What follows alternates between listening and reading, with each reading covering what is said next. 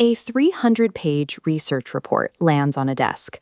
The data is clean, the statistical analysis is mathematically perfect, the formatting is flawless, yet every single conclusion inside this binder is invalid.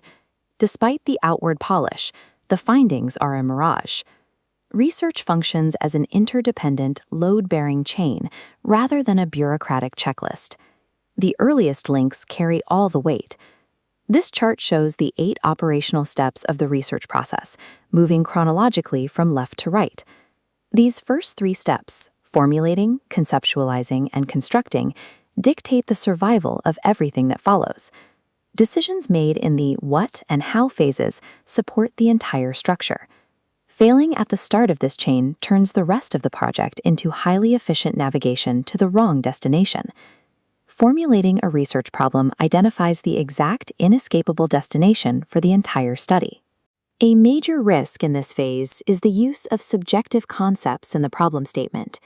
Without converting these ideas into strict, measurable variables, the study remains unanchored. Research requires an intellectual leap, translating a vague, subjective idea into concrete units of measurement that can be tracked.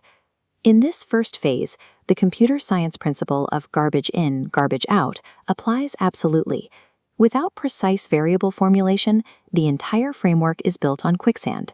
All subsequent data will be irrelevant to the actual problem.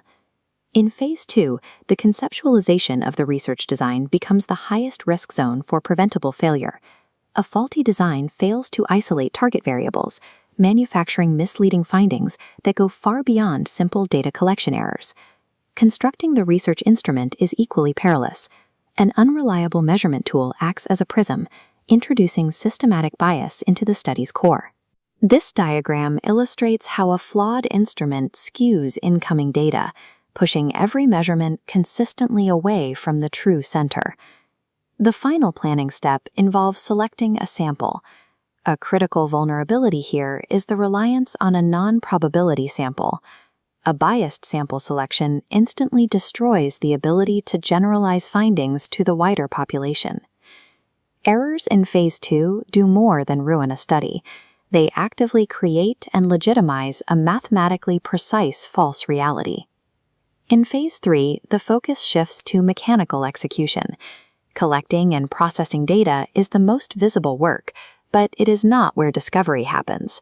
Sound planning in Phases 1 and 2 leads to the truth. Flawed planning ensures this phase merely digitizes the failure.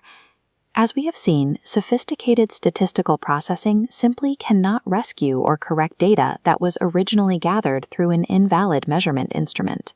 The sheer volume of effort required for data collection often masks the invisible intellectual rot established during the planning stages.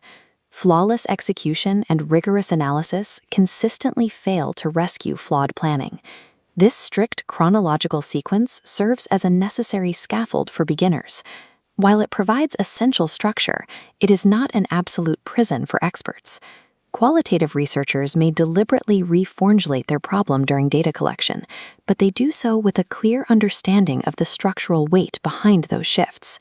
Returning to the failed study from the beginning, we can perform a forensic autopsy to find the exact point of the fatal error. Scanning backward from the report in Step 8, past data collection in Step 6, we land on Step 3. The pathology began in Phase 2.